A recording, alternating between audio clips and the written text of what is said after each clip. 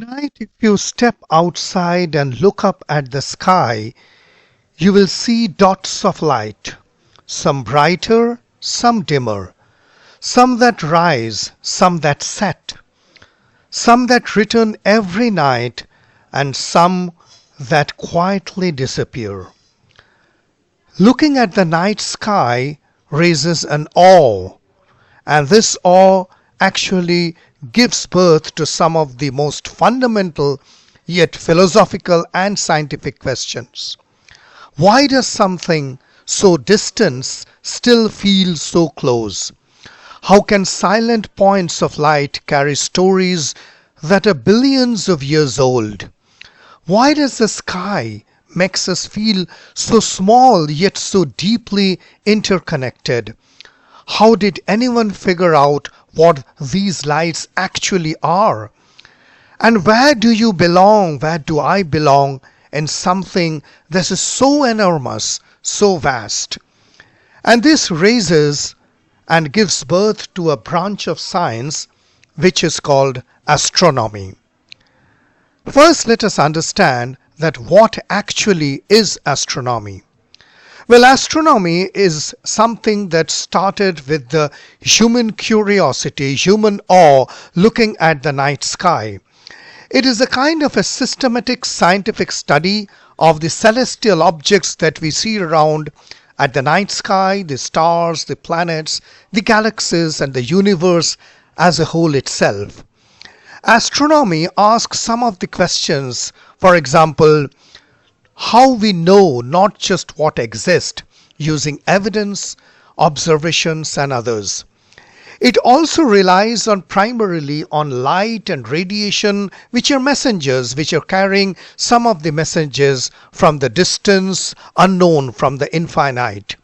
Astronomy actually connects local observations to cosmic scale structures, and most importantly, it helps us understand origins of stars, planets, elements, and whether there is life that exists on any other part of the universe.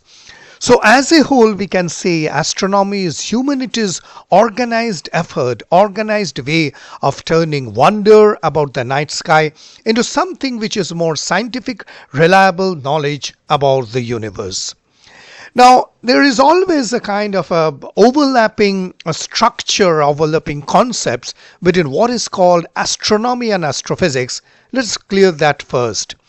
Well, astronomy, if you take the scope, then it basically encompasses the observational part and the study of these celestial bodies. On the other hand, astrophysics focuses on the physical properties and uses the laws of physics to understand why these objects are behaving.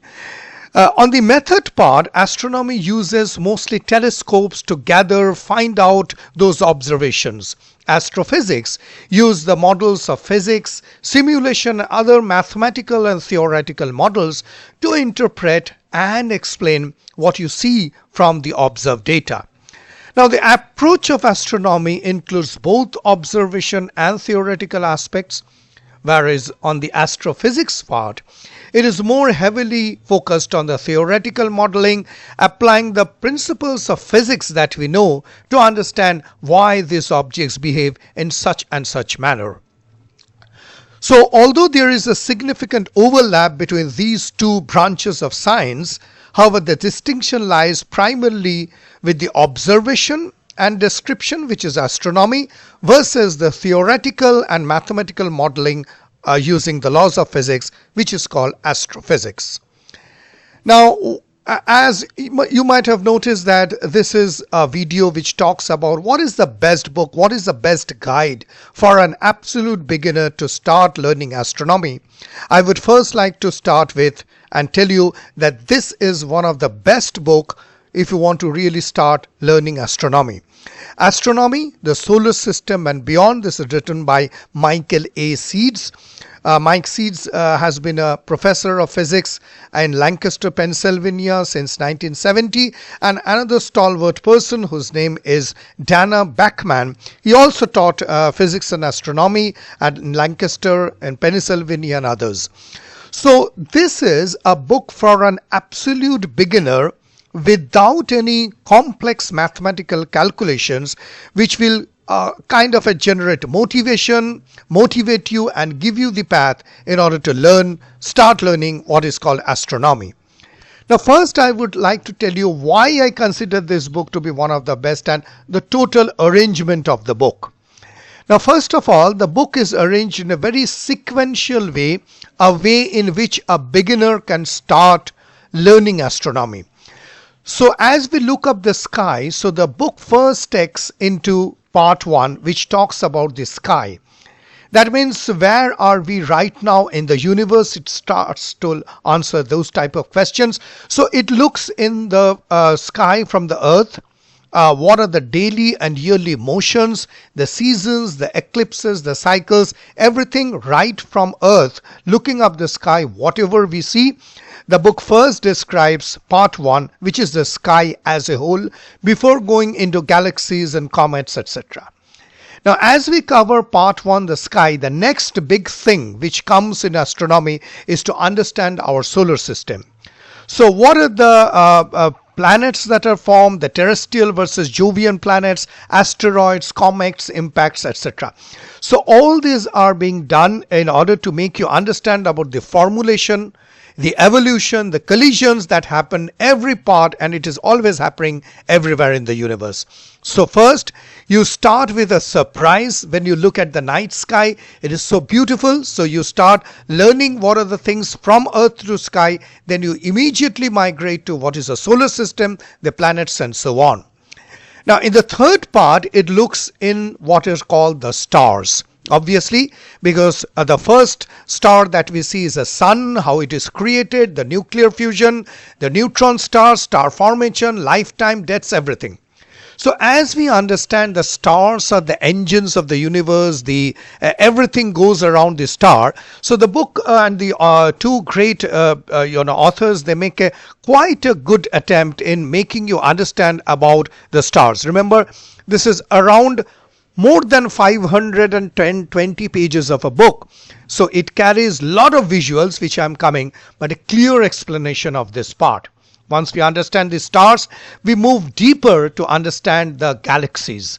So what is the universe made of at the larger scale?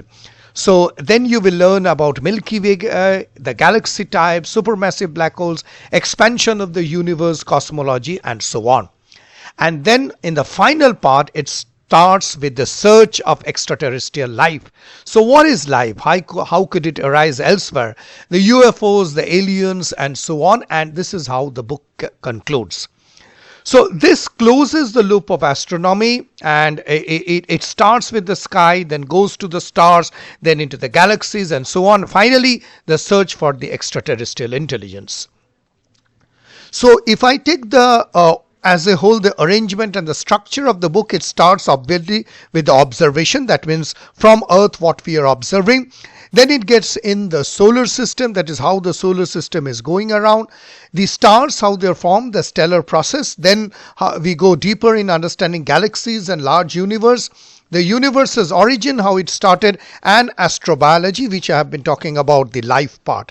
So it moves from sky to what you see, then to astronomy, then to the stars, galaxies, and finally to astrobiology.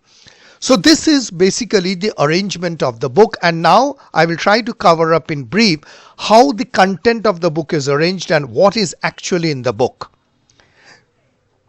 So first you will see this is the content. Now I am not going line by line etc. because it would feel boring, because here you can see the part 1 is the sky. It is further divided into cycles, the origins of modern astronomy, lights, telescopes, etc. Then it goes to part 2, the solar system, which explains clearly about the terrestrial planets, what are meteoroids, asteroids, comets, the Jovian planets, and so on. Further it moves to part 3, where it starts with the stars, the family of stars, the stellar spectra, most importantly the birth of stars, the giant stars, the neutron stars, black holes, and so on. And in part 4 it covers the universes of galaxies, modern cosmology, active galaxies, supermassive black holes, and so on. And finally it concludes with life, the nature of life, the origin of life, and so on. The book also makes a clear, I would say, goal that the authors tell right at the beginning that the basic objective or goal of the book is twofold. First is, what are we? That means, how do we fit in the universe? The atoms here made of had their first birthday in the Big Bang and so on. And how do we know? That means, how does science work? What is the evidence and so on? So what are we and how do we know? These are the two primary goals that this book is meant for. Now, there are certain special sections of this book which is very worth mentioning. Otherwise, you might get lost while reading this book. The first thing is that the book actually covers something which is called reasoning with numbers. Now, this part of the book actually introduces magnitudes, angles, velocities, the scientific method, evidences, hypotheses, how models are built and tested. So you will find a lot of numbers over here. And this teaches that astronomy is not just storytelling, but it is a quantitative reasoning plus evidence. So you learn just enough math to think more clearly without being overwhelmed with the beautiful stars that you see in the night sky. So reasoning with numbers is a quantitative reasoning, plus it gives you evidence. The next part, which is very special, is that how do we know? Now, this section is basically that astronomical knowledge is based on observations, not on authority. So this section clearly explains how multiple independent observations support the same kind of a conclusion.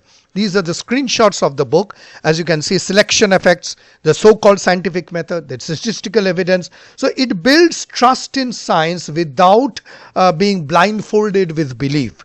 So how do we know is a very important part and section of this book. The next section that you will find is concept art portfolio. And believe me, this is one of the most beautiful section and one of the most striking feature of this book, because it contains a lot of beautiful colored visuals. So these visuals, as I have given few of these snapshots, you can understand it helps you to learn more graphically, understand through intuition, explore the massive infinite universe, the nebula, the galaxies, the gas, the dusts, and so on. So concept art portfolio will give you a very good visual understanding of what you are reading.